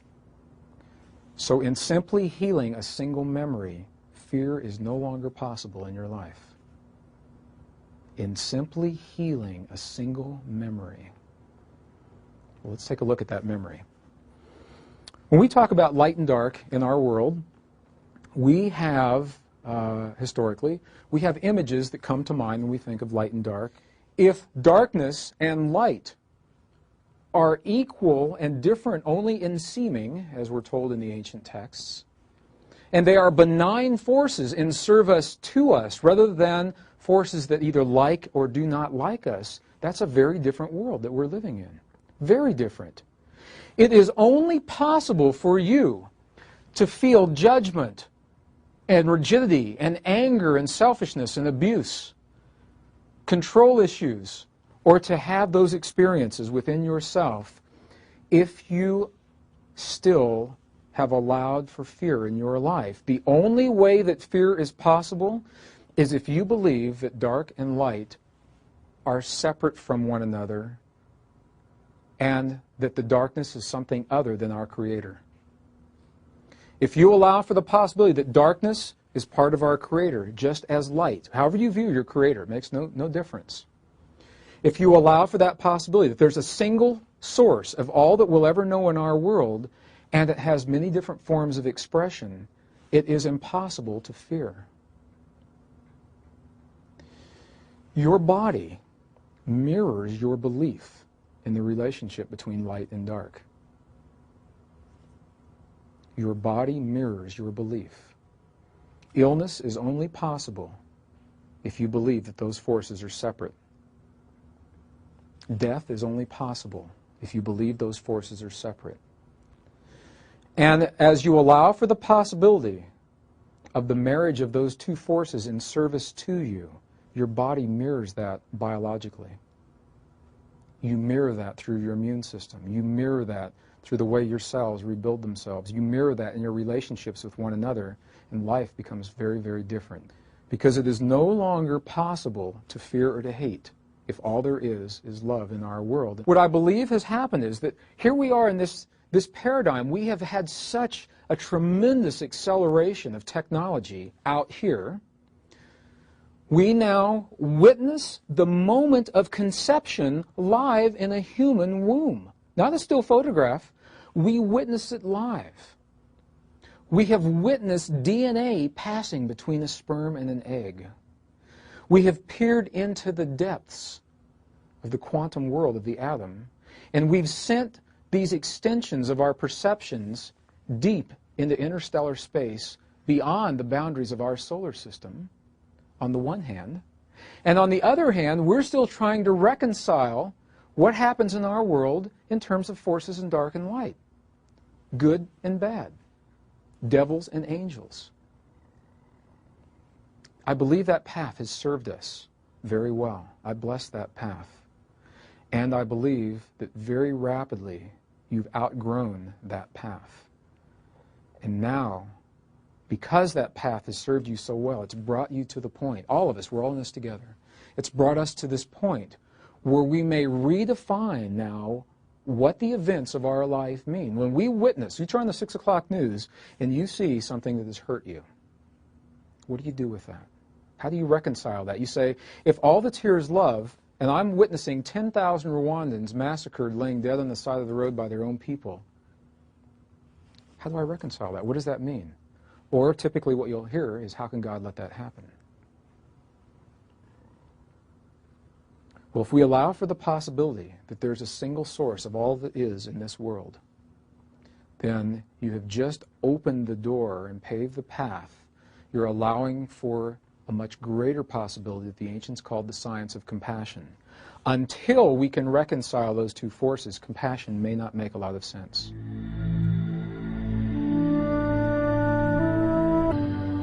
The seventh mystery of relationship, the seventh Essene mirror, from the perspective of the ancients, was the most subtle and for some the most difficult.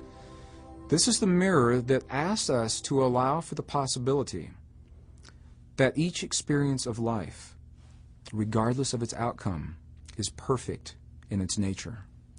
Regardless of whether or not we achieve the lofty goals that have been set by others, we're asked, we're invited to view our accomplishments in life without comparing them to anything else, without any external reference.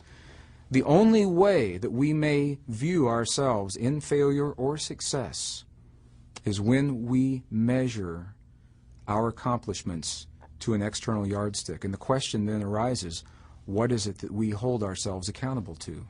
What is it that we use as our yardstick of accomplishment?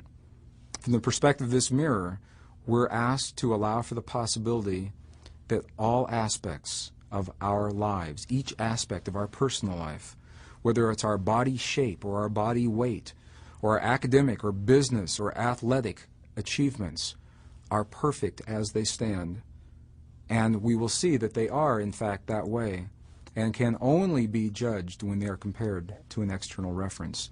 We're invited to allow for ourselves to be that reference. The last mirror the ancients considered the most subtle mirror, and to share with you this mirror, I'm going to share it in a couple different ways, a couple different stories. One of my last years in the corporate environment, I shared an office with a woman because our office space was limited. So we had very different functions and simply shared space together, and because there was no competition, we became very good friends. We just simply spoke with one another, went to lunch together a lot. One day we came back from lunch, and she picked up her voicemail, and as she was listening to her messages, I saw her face turn sheet white, and she sat down, and I said, "What happened?" And she shared with me a story, and I'm going to share that story with you now to illustrate this mirror. She had just had a friend that was her age that had a young daughter. This daughter had graduated from high school just a couple of years earlier. A beautiful young woman, was extremely gifted in many areas. She was very athletic, she excelled at academics, she was a wonderful artist, and she chose to become a model when she graduated from high school, and her parents supported her in that choice. She had done some modeling and done very well. She had gone to is a modeling school in New York City and had just completed a series of jobs, and it appeared that 2 years out of high school she was on her way to a pretty successful modeling career. Well, after the first couple of jobs, the modeling agencies began to say, for this kind of work, you'll have to change your appearance a little bit. And they started with some obvious things, and they, even at her young age, they did some tucks around her midline. They enlarged her breasts, relatively common kinds of plastic surgery. Her parents supported her in that, and they said, well, that's what this industry takes. That's what it takes. Well, it wasn't long before the modeling agencies began asking for more extreme forms of modification. And for example, she had a really cute little overbite when she'd smile. And they said, well, you can't have an overbite and be a model. So they asked her, and she did, underwent a procedure where her jaws were broken and reset, wired shut, and the idea was that the overbite would be gone. And to be honest, I saw before and after pictures. I could see very little difference. I really could see very little difference, and I thought the overbite was kind of nice. Well, while her jaws had been wired, of course, she was on limited diet. She lost quite a bit of weight, and which is generally desirable in the modeling industry. And as she lost that weight, some of these ribs, the lower ribs, floating ribs, began to stick out more than they had before. And the modeling people said, well, that's no problem. We can address that surgically. And they did. They went in and took out these 2 floating ribs on either side. And something began to happen with her. And maybe you've seen this before. Body weight kind of goes in modes. I was a competitive runner for almost 20 years. And there were some times I could eat anything, no matter what it was. And I just couldn't keep weight on my body. And there were other times I could think about eating and not do it, and I would gain weight. And your body kind of goes into a mode. You can stop eating for a while, and you'll still maintain a constant weight, or maybe even gain weight. And you can begin to lose weight, and then you say, okay, well, that's enough. I'll start eating again, and your body is still in a lose weight mode, and it keeps going. And that's what happened to this woman. She began to lose weight and was in a lose weight mode, and the phone call that my friend had that morning was from the young girl's mother. Her daughter had just died in the hospital from complications of malnutrition in the hospital because her body could not assimilate that weight. And my question was, why did this happen? Why? What was it all about? A few months ago, Melissa and I were traveling. We live where we have to fly out of Albuquerque to get to anywhere. And on certain airlines, I won't mention airline names, but certain airlines, you have to go through Dallas before you go anywhere else. So when I went to Toronto, I had to go from Albuquerque to Dallas to get to Toronto, or to Kansas City to go to Dallas. Well, if you've been to DFW, you know Dallas-Fort Worth Airport. It's a huge airport, and there's a tram system that takes you from concourse to concourse, in theory, when it's up and working. And when it isn't working, it's a wonderful system. It really works well. Typically what happens is we come in on the end of gate 6 and we go out on gate 44, and there's a good half mile, I know, or more between the two. And on this particular day, we were at the bottom of a large escalator waiting for the trains to come by. And there was a couple that was standing next to me. It was about a 3-minute wait between trains. There was a couple standing next to me, an elderly couple. And apparently the gentleman was hard of hearing. And this couple had an ongoing dialogue, a constant dialogue where they were, between themselves, where they were evaluating everyone around them. And apparently it's something they had just always done. It seemed very comfortable for them. And as people would come in, they'd say, "Oh, look at who dressed that man this morning," you know, or look at her. Why does she do that? Oh, look at that earring. Well, I was standing here, they were standing here, and out of the corner of my eye, I saw an extremely large woman coming down the escalator. I had a client at one time that weighed about 450, and I know that this woman was real close to 400 pounds. She was coming down the escalator, and she was holding an old-fashioned suitcase, old linoleum with brass fittings on the side, hard shell. It was 115 in Dallas that day. And I knew that for whatever reason she was traveling, she must have had a good reason, because travel could not have been easy for her. The heat, the accommodations of the seats, her legs were swollen, her ankles, and she was carrying this funny little suitcase. And she came up and stood right next to us, and this couple continued to do what they'd been doing. And because the gentleman was hard of hearing, as he was sharing with his wife, we all heard, as he said to his wife, "Look at that woman. Isn't that terrible? Why doesn't she do something with herself? She should be ashamed of herself for coming in public like that." Now, this is one of those rare opportunities. I was here, the couple was here, and the heavy woman was here. And I believe on an unspoken level, she consented to me looking at her eyes, because she looked right at me. So I looked into her eyes, and she never said a word, and that's how I know that she heard everything that happened. She never said a word. And while we were waiting for that train, tears welled up in her eyes. And I could see she was really fighting just to hold it back, and her face got very red. She'd been hurt by what she'd heard. We got in the train, the couple sat next to me, and I spoke with them, and they were really a nice couple. They were not malicious. I don't think there was a malicious intent. It was just a very unconscious thing that they had done with themselves. And in that moment, what I knew was that the three of us had had a rare opportunity. The woman had had the opportunity to hear herself judged. The couple had had the opportunity to judge someone else, and I had the opportunity to witness.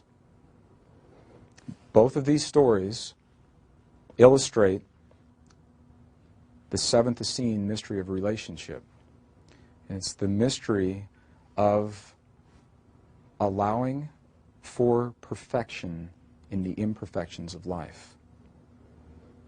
The young woman that lost her life, my question is, what standard was she holding herself accountable to that made her feel that she was imperfect and must change the body that she was given in this life to accommodate? What standard? What did she use as a yardstick? The couple that saw this large woman, me describing her as a large woman, to you right now. Until you compare your experience or your life to an external reference, how can it be anything other than perfect? And my question to you is to please be aware of what it is that you hold yourself accountable to. What do you use as your yardstick in life? How do you know when you've succeeded or failed at something in life? I could share with you a sheet. We could do this. I could give you a sheet, and I could give you a list of criteria, and I could say, tell me about your athletic capabilities, your academic capabilities, your capabilities in communication, in romance. That's always a good one. Are you a good lover? Tell me about all these things. And I'd give you about 15 seconds to give me an answer, because it doesn't make any difference what you answer. If you see yourself as anything other than perfect, what have you compared yourself to? How do you know that you are doing anything other than perfection until you reference outside of yourself? We were talking about this yesterday. I went back into the video room to see what this tape looked like. And they were reluctant to let me see it, because there was a sense that I may judge myself on the screen. As I live this mirror, if I am giving you the best I can do in this moment until I compare myself to someone else, this is perfect, and this is what this moment is. This is, for the Essenes, the most subtle, because we are so quick to judge ourselves, and we are our own most difficult judges. So what I'll say to you is I'll invite you to look at your life, look at the places in your life where you sense that you're not happy with yourself. The only way that can happen is if you've not done your best, or if you have done your best and you've compared it to someone else. What do you use as your yardstick? In our culture, what is our yardstick? We're compared to this man. You know what this man said when he was here? He said, you think the things I'm doing now are cool. Wait till you see what you're about to do in 2,000 years. I'm paraphrasing a little bit. He said, don't hold me. Don't hold me on the pedestal. He said, you are far, far greater than I as you realize the power that lives within you. The power of thought, feeling, and emotion, and what you'll do with it. So that's the seventh Essene mirror of relationship, the mirror of perfection. Well, these seven mirrors of relationship, powerful mirrors, powerful insights into why we have lived the kinds of lives and had the relationships that we have had. The Essenes remind us that we will all go through each of these mirrors at some point in our lives, whether we recognize them or not. Often we'll go through many mirrors simultaneously. That's the masters that we are. That's the masters that we become in this lifetime, is that we move through the mirrors and we move forward with life each day possibly without even recognizing why we're doing these things. Well, it would be nice to have a beautiful neon sign flash to us first thing in the morning and say, on this day, after you've finished your breakfast and after you've sent the family off on their day, you may begin your dark night of the soul. And the reality is that life does not happen to us in that way. We're invited to know ourselves in the presence of others through our relationships. And as those relationships are reconciled, we become the benefit of that healing. And it is that benefit that we carry with us through the waking dream of life as we walk between the worlds of heaven and earth.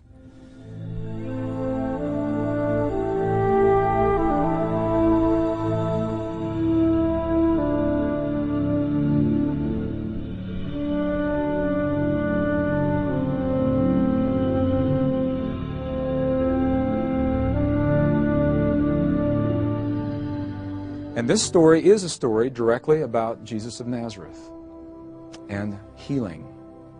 And the story tells of a particular woman that he worked with one day and how he chose to respond to her requests. As we read these texts, it's interesting. What I've discovered is that not every single person that sought the help of Jesus was healed. He would ask them two questions. Depending on how they answered those questions, they may or may not have the benefit of the healing. The first one, he would ask, he'd say, do you believe in me? Do you believe in my Father? At that point in his life, he made no distinction between himself and his Father in heaven. Think about that. No distinction. In our language based in separation, as the translations were made, what's the most powerful prayer that we've been offered in the West, what we believe? When you ask someone about a prayer, typically what prayer did they... Okay, and listen to how that was answered. We call it the Lord's Prayer. Whose Lord? The Essene traditions call it our Lord's Prayer. What is the first sentence of that prayer? Complete sentence. Who art in heaven. That's the Western translation. Our Father who art in heaven. There's the separation. Our Father's in heaven and we're down here somewhere. That's not the way the original Aramaic traditions read. They say our Father who is everywhere. Our Father who is everywhere. So our language plays such a potent role, and that's why I'll invite you to explore many paths as we're looking at the language. Well, it was through this language that I read of this story. He would ask him, do you believe in me? Do you believe in my Father? Because at that point in his life, he saw only the union of the two. And the person would say yes or no. Then he would ask him a question. He'd say, what have you learned in your illness? What have you learned in your illness? Typically, there were illnesses that people were asking to be healed of. And this particular story fascinates me because it was a woman that was born with leprosy. We don't see a lot of leprosy today, and there was a lot in this country where we don't see a lot. This woman had been born with leprosy, and she was angry at her disease. She said, "What do you mean, what have I learned? I've learned nothing. This is a mistake. I'm not supposed to have this." She says, "I am so hideous, I've never had a friend. I've never known a man. I'm so hideous, even the animals cower in my presence. Heal me of this affliction." And he said to her, "If you have learned nothing from your condition, then die and know yourself through death." Because he loved her that much. And that is the beginning of compassion.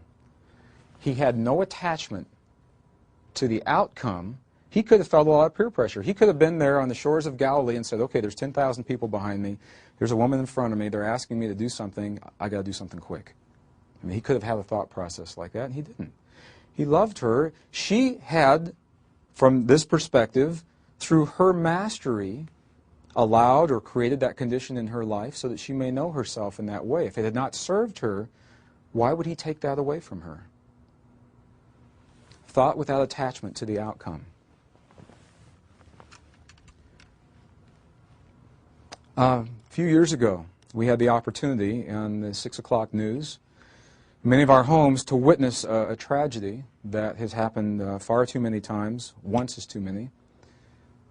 This particular tragedy was in a small country of Rwanda, where approximately 10,000, we still don't even know the exact number, 10,000 civilians were depicted on the news, massacred by their own people on the rural roadsides in that country.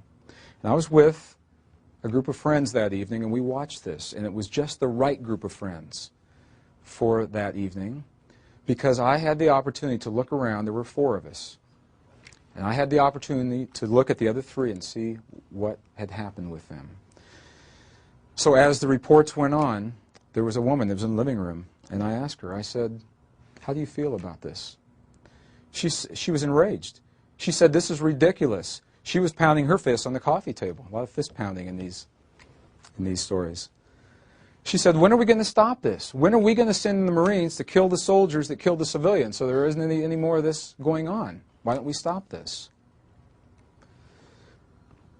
There was another gentleman who was in the living room. And he had just kind of gotten into the New Age thoughts. And I asked him what he felt about it. And he said, "About what? The Rwandans?" He said, "They knew that was going to happen." He said, "That was their karma. They knew on some level when they came in this lifetime they were going to die that way." And he said, "There really is no death anyway. It's about 6 o'clock. You want to get a bite to eat?" And he felt nothing. And there was a third woman who'd gotten up and walked into the kitchen. And I followed her in and I said, "What did this program mean to you, what you saw tonight?" And she turned around, she had tears in her eyes, and she said, "I don't know." She said, "I don't want the soldiers to die, because that's the same kind of thinking that led to the deaths in the first place." She said, "I don't think we should go in and send in the Marines, and I just don't want any more people to die." She said, "I miss those people, even though I never knew them. I feel different in my world because I know now that they're no longer here." That's the beginning of compassion. The first woman was in polarity. She was angry. She was in the same polarity that allowed that tragedy in the first place. The second gentleman was in denial. What he had seen hurt him on such a deep level, he did not allow himself to feel it, so he rationalized it away. And the third woman allowed herself to feel, and in doing so opened the path to the possibility of compassion. How do you know if you're in denial or lovingly detached?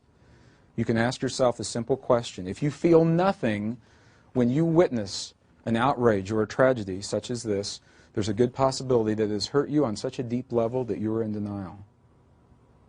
If you feel for what has occurred and you're not seeking retribution, not trying to get even, or the mentality that somebody's got to pay, then you're not in the polarity, You're allowing yourself to feel what has happened. And if you can say to yourself, I miss those people, and this didn't have to happen, and there's a sense that somehow there's a balance that's occurred here, you may be at the path, at the doorway to what we call compassion in our lives. This is a completion for our animal story that I began yesterday. My little friend Merlin, somebody said, well, what, are you going to tell us whatever happened to Merlin? Where is Merlin? And I'll share that with you now because it's been a really powerful part of my life, and it is very relevant to make concrete these sometimes nebulous concepts that we're describing here.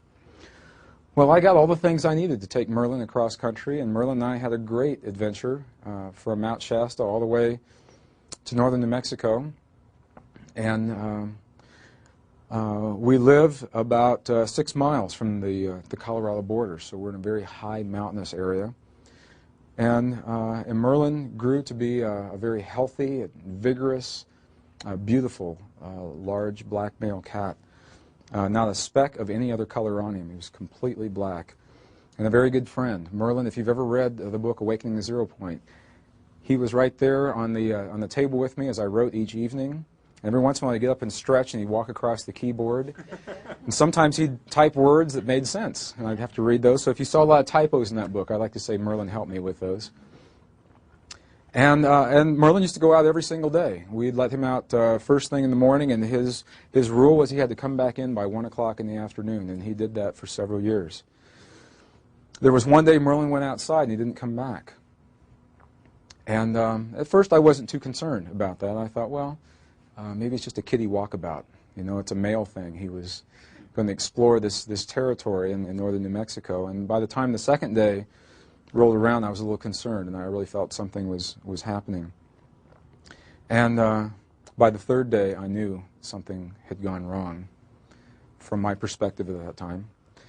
And I stopped everything I was doing. I returned no phone calls, no correspondence. I did no business. And for 5 solid days, I invited friends in our valley, and we looked for Mr. Merlin everywhere. We looked in coyote dens, we looked in owl nests, we looked in badgers' burrows where we could find them. We went and looked around eagles' nests down in the valley. There's 136,000 acres of sage that borders our property, owned by a Bureau of Land Management. It's fenced off, and we'd walk from one end to the other and tie off a piece of ribbon, take 3 steps over and walk back so we could scour every foot of the fields. And after a few days, I really had this feeling inside that something was terribly wrong. And I felt like he was alive and maybe he'd fallen into a well and needed some help, or he was in an old abandoned building, or he was in a hunter's trap, or something had happened. And one morning as I was laying in bed, the sun had not come up yet, and it was light. It was about to come up. And I asked for a sign, and I simply said, Father, I asked for the sign. Is my friend Merlin alive? Does he need me, or what's happened? And I didn't even get the sentence out of my mind. I hadn't even finished that sentence yet, and something happened that had never happened before. It's never happened since. From 360 degrees all around our property, I heard more coyotes yip and yell and scream and cry, broad daylight. And then as soon as they, just as suddenly as they began, they stopped. And I knew in that moment that Merlin was no longer with me. And that he'd been taken by a coyote. Well, I got up that morning, drove a truck down the road, and something very odd began to happen. There were coyotes everywhere in broad daylight. There were young ones and old ones, and they were walking in 2s and 3s. They walked in the road right in front of my truck. They were all over my property. And normally you'd only see them maybe very early in the morning or at dusk. You typically did not see them in broad daylight. And I had an opportunity in that moment. And if it had happened at another point in my life, I may have been very angry at every coyote. I may have chosen to stand on top of one of my buildings and snipe each one and said, maybe you're the one that took my friend Merlin. And I didn't feel that way. I didn't want the coyotes to lose their lives. I missed my friend Merlin and his presence. I missed his life. And in that choice of not being angry at those coyotes while still allowing for the emotion of losing my friend, for me, that was a powerful opportunity and an opening into compassion. Thought without attachment to the outcome, feeling without distortion, emotion without charge. It hurt me deeply. He was a very, very close friend. And I share animal stories, and maybe to some people they're kind of silly, and if you have ever been alone in your life, or I've never had any children, animals have essentially been children, and they've been powerful teachers to me, really powerful teachers.